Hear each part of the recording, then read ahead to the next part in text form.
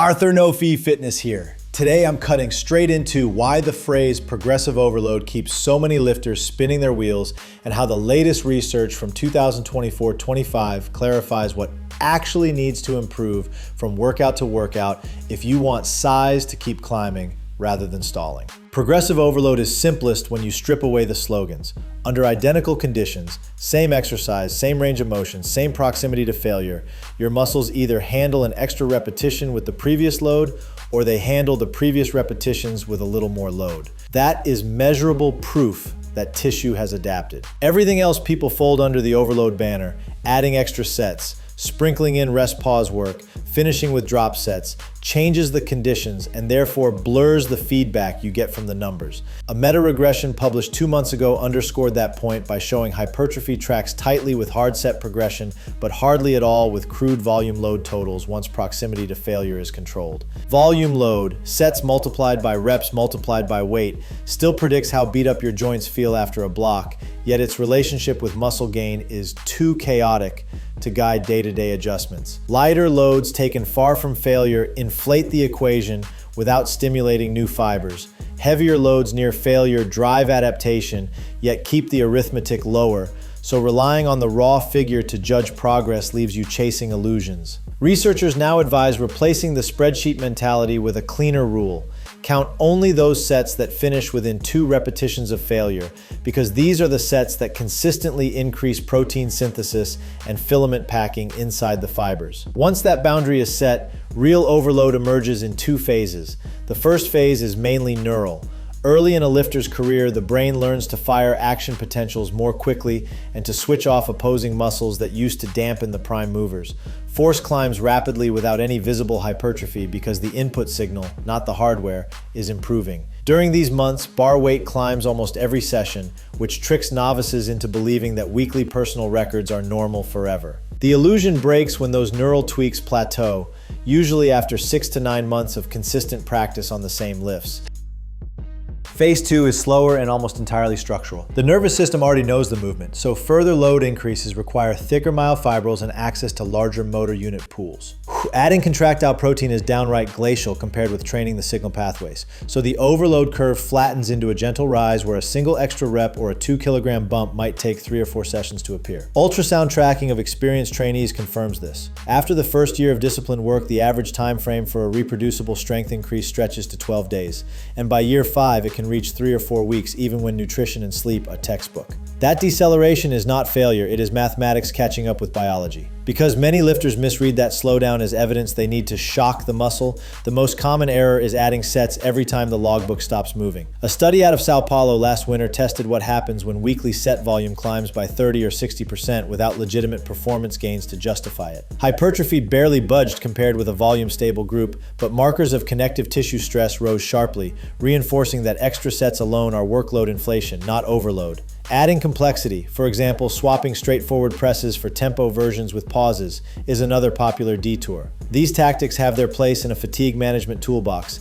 yet they do not replace the fundamental demand that the same motion eventually move more total weight across the target rep zone. If perfect technique upgrades a previously sloppy lift, fine, but that upgrade resets the metric baseline because the motion is now different. The proof that actual tissue adaptation occurred still arrives only when the stricter version itself advances. Expectations about speed must therefore match training age. A beginner who nailed form 2 weeks ago may add 5 kilograms to a press today because the nervous system is still ironing out hidden breaks. An intermediate pressing plateau for 3 workouts, then sneaking a single extra rep on the 4th is exactly on schedule. An advanced lifter grinding through a month for a 1 rep increase at identical effort is also on schedule, as long as every set that matters still ends within striking distance of failure and joint integrity remains intact. Trying to force beginner-style jumps once you have moved deep into phase 2 does more harm than good because it almost always requires cheating the range of motion or compromising recovery.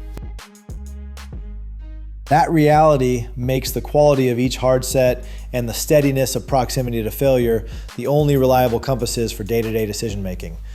A Bayesian meta-analysis completed 10 months ago put numbers on that concept. Hypertrophy rises as the final rep slows and muscular efficiency collapses, yet gains level off beyond the last 2 effective reps, while soreness and central fatigue keep climbing. In practical English, leave a sliver in the tank, verify bar speed on video, and track that moment in your log. If the same load lets you squeeze an extra controlled rep next time, adaptation occurs. If not, patience and consistent effort usually beat any rush toward novelty. Autoregulation is the practical bridge between those evidence-based effort targets and the unpredictable reality of day-to-day recovery. Researchers analyzing velocity data in 2024 confirmed what many coaches had intuited. When a set ends with about 2 repetitions left in reserve, bar speed on the final concentric is already 25 to 30% slower than on the first rep, which reliably predicts the surge in muscle protein synthesis that follows. Pushing beyond that point adds disproportionate systemic fatigue with minimal extra hypertrophy, a pattern echoed in the most recent proximity to failure meta-analysis. The practical cue is simple. Note the first rep where speed truly grinds, finish the set there, and record the load rep pairing.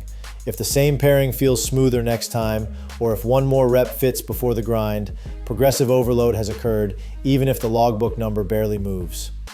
Recovery quality decides how soon the next small increment becomes possible. A placebo-controlled trial published last year monitored lifters who trimmed nightly sleep by 90 minutes for 8 weeks while following a standard hypertrophy routine. Muscle size still improved, yet strength gains slowed by almost 30% compared with a group maintaining 7 to 9 hours, indicating that partial sleep debt does not halt adaptation, but stretches the interval between measurable performance jumps.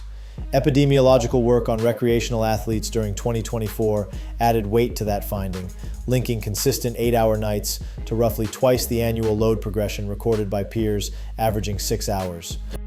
Energy availability shapes the same timeline. Low carbohydrate phases are popular for cutting, yet repeated spectroscopy studies show that depleted glycogen encourages excitation, contraction, coupling failure in the large fast twitch fibers, undercutting peak force long before the muscle itself tires.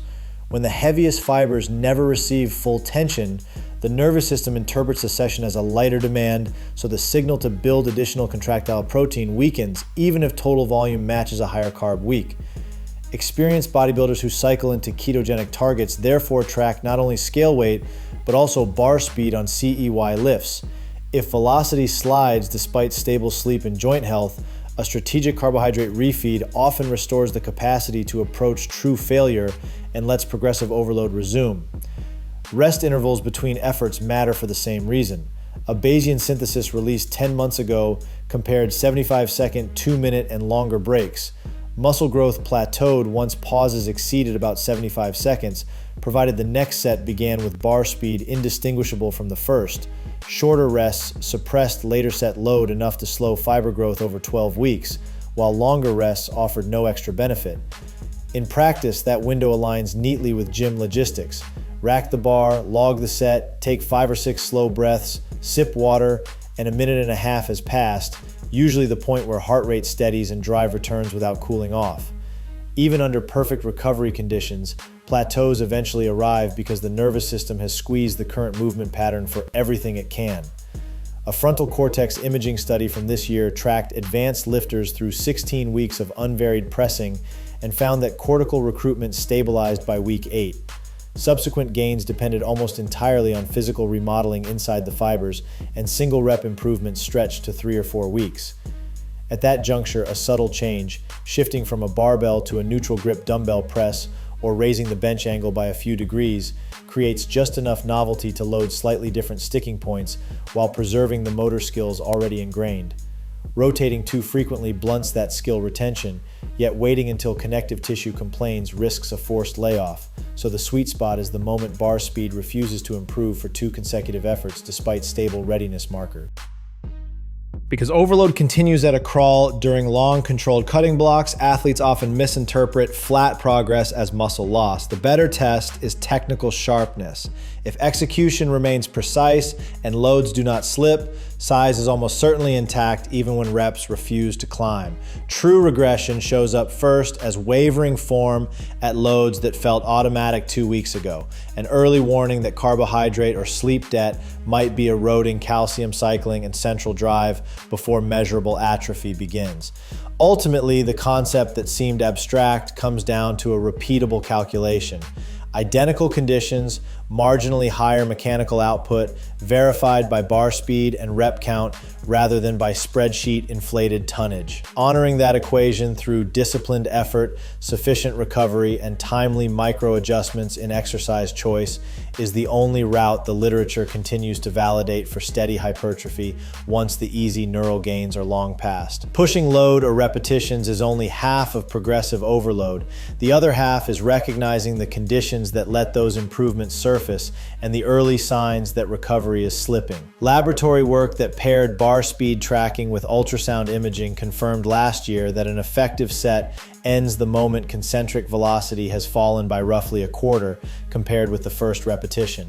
Past that point, muscle protein synthesis shows no further lift, yet central fatigue rises sharply. The cue is universal. If rep speed grinds to that threshold, rack the weight, log the combination, and let the numbers tell you when structural change has really happened. What follows between sessions depends on how quickly the fibers refill glycogen and how rested the nervous system is. A randomized trial published in 2024 trimmed 90 minutes from participants' nightly sleep for 8 weeks. Size gains remained, but strength progression slowed by almost a third versus lifters who kept a full night, showing that minimal sleep debt stretches the interval between genuine overload events even when hypertrophy markers drift upward. Observational data gathered across community gyms during the same year extended that line. Athletes averaging 8 hours consistently logged twice the annual load progression of peers holding 6. The mechanism is not just energy. Polysomnography shows that slow-wave sleep restores cortical excitability, letting high-threshold motor units fire in stronger synchrony the next day. Fuel matters in the same way. A 2023 systematic review on carbohydrate availability and resistance work detailed how chronically low muscle glycogen increases the chance of excitation-contraction coupling failure in the largest fast-twitch fibers, cutting top-end force long before the set reaches a mechanical ceiling. When those fibers never experience full tension, the endocrine signal for new myofibril deposition weakens, so load stagnates even though the session feels brutally hard. Strategic carbohydrate refeeds restore firing capacity within 24 hours and frequently restart stalled progression in athletes deep into a cut. Rest intervals tie these recovery levers to the working set itself. A Bayesian meta-analysis from 10 months ago confirmed a slight but repeatable hypertrophy edge once pauses clear 75 seconds. Shorter breaks hampered later set force, longer breaks failed to add anything once bar speed at the next set matched the opener. In practice, the guideline fits gym pacing. Rack the bar, jot the result, hydrate, breathe, and at roughly the 90-second mark, concentric velocity is ready to match the first rep. That natural pause keeps quality high without stretching the session into diminishing return territory. Eventually, bar speed refuses to climb even when sleep, food, and rest are in line. Neuroimaging work tracking motor cortex activity during 16 weeks of pressing showed recruitment plateaus forming at the 8-week mark. Further gains relied on physical remodeling inside the fibers, and single rep improvements stretched to 3 or 4 weeks between appearances. The solution is not to dump every familiar lift, but to nudge joint angles or implements just enough to shift the sticking point while preserving the skill base already built. A neutral grip dumbbell press in place of a barbell flat press or a slight incline swap is often enough to create new overload potential without erasing the months of neural efficiency already banked. Cutting phases challenge patience because visual feedback arrives faster than logbook feedback. If execution stays precise and loads hold steady, fiber size is almost certainly intact even when reps stall. True regression appears first as loss of technical sharpness at weights that felt automatic 2 weeks prior. A red flag that chronic carbohydrate deficit or accumulating sleep debt may be sapping calcium cycling and central drive before actual atrophy sets in. Correct those inputs and velocity usually rebounds within a fortnight, long before tape measure changes could show. Progressive overload then is less about forcing daily personal records and more about repeating controlled tests under stable conditions until one extra rep or a small load bump proves that tissue has changed. Maintain consistent proximity to failure, protect sleep, time carbohydrates to keep the strongest fibers online, and adjust movements only when bar speed confirms a true plateau. That disciplined loop, validated across the newest velocity, imaging, and metabolic studies, is the dependable engine of long-term hypertrophy once the easy neural wins are far behind.